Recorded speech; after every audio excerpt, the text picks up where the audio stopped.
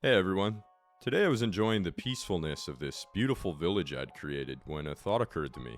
Wouldn't it be more rewarding if this place could be transformed into a dystopian post-apocalyptic zombie hellscape? Could our little simulated characters really get enjoyment out of life without the threat of being torn limb by limb and eaten alive by their friends and family? Of course not. A truly rewarding life means to struggle. I'm Code for Broke, and if you're just joining us, I'm going to be developing the same simulated world for my indie roguelike game for the next 60 years. So, before we can endow our characters with this great purpose in life, we've got to do a little work. After all, I too need to struggle to feel fulfilled. If you recall, last time we talked AI, I gave them the ability to respond to crimes by immediately assaulting the person who committed them. Of course, since they had no factions or loyalties, this resulted in everyone attacking each other. They're of course going to need friends to survive the apocalypse, so I did that. Now they're going to consider the faction of the people around them when they commit crimes, and if they're aligned, they'll just ignore them. For now. Next, we need to add some status effects for the zombie virus. If you recall the character creation screen from last week, all characters already have a disease resistance. So let's just make it so when a character takes damage, it takes all the diseases that character's inflicted with and attempts to infect them. It'll do a little roll against their disease resistance stat to see if they resist it, and if not, it'll run the on-contract method of the disease and add it to the list of diseases that character has. Finally, we'll just override the method that checks if two characters are aligned in the case that they're inflicted with the zombie virus. So zombies are always on a side with zombies, and everybody else is always not on a side with zombies. Beyond that, we'll give diseases the ability to override a character's behavior, and just like that, the times of peace are over forever. Gone are their peaceful and boring lives. It's my gift to them. So for the simulation, we've got 10 or so scattered buildings that make up 3 different towns, and we're just going to spawn 5 zombies on the left side of the map at the start and see what happens. Just to make things a little more interesting, I'm also going to make my subscribers immune to the zombie virus. We'll see if having a couple people with immunity gives them a better chance at surviving. To balance things even further, since all characters randomly spawn with some items, we'll also make it so zombies drop the weapon they're holding when they're converted. And with that, let's sit back and watch what happens. For the start of the simulation, the characters are all going to move and take their place. Currently, the way the AI works is they're assigned a random building at the start, and then that building belongs to a town, and they kind of wander around the area of that town. We'll speed up this part for now to get to the good stuff.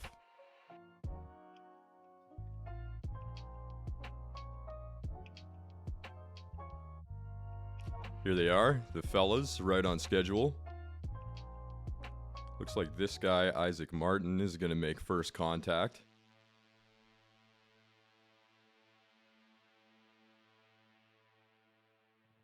Look at that.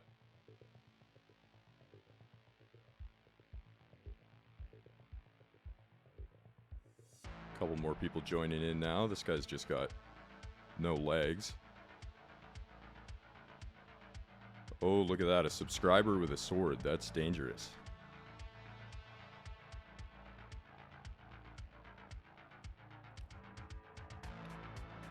So at this point, I think it's pretty much impossible for them to stop it. Their one chance there was that immune character with the sword hacking them to bits before things got too crazy. Now I think it's over.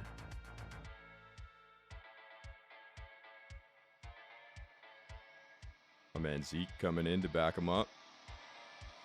Putting in work. Oh god. Oh, there he goes. Guy Clegg. John Bluefuss. Hope I said that right.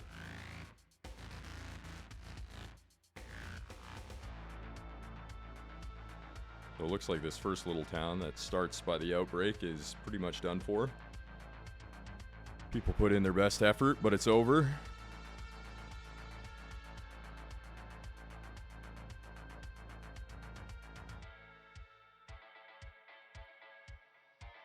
And we're getting close to first contact for this little stronghold up there. The main town, sort of, is starting the assault.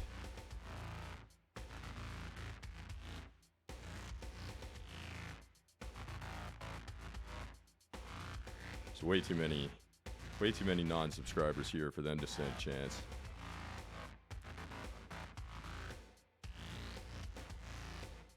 Al Bundy. A couple heavy hitters. Captain. Yurumi. A couple guys hiding out in the building there. Oh, look at that. He's going to lure him in. He's going to get his buddy killed. There they go. Ooh, instant.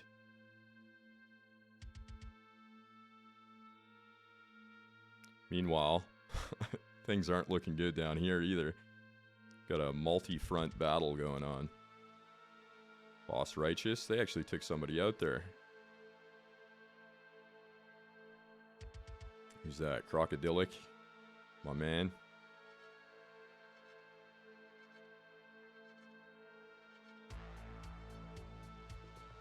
This is Grizzly. These guys barely holding on. That's it for them too.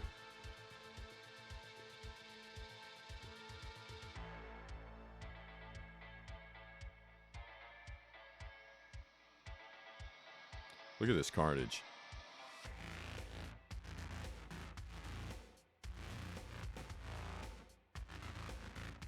Lots of missing limbs here.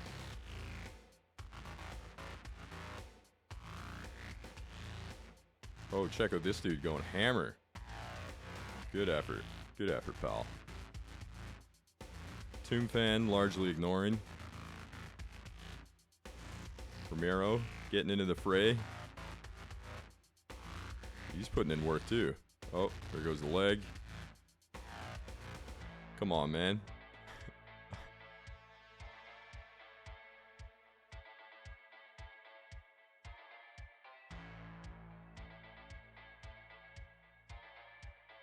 Wow.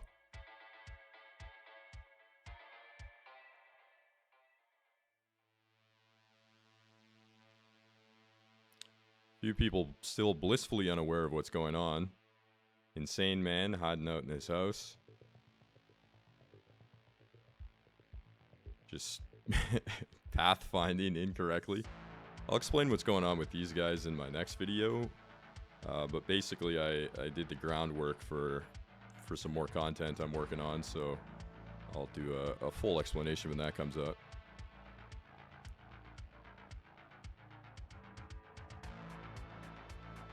Look at this scene. This is not a place you want to be. Superita, Ronnie Darko, rest in peace. Oh, little holdout down here. Is he gonna survive this? Oh god. Nundril. Come on. Oh.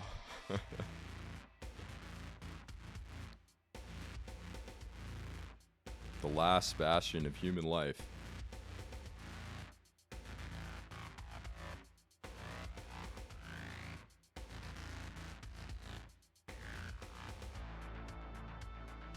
Looks like it's pretty much just however you pronounce that name left. Sorry. And of course, Insane Man, who's lucky enough to spawn with a... Oh, look at that defense. Spawn with a little dedicated place to hide. Far enough that the random pathfinding of the zombies is probably just never going to reach these guys. We might have to call them the survivors. Look at this scene, though. Look at the way that this blood path is formed in the pathfinding through this little canal. Grizzly scene up here as well. I like the way the pattern of blood forms.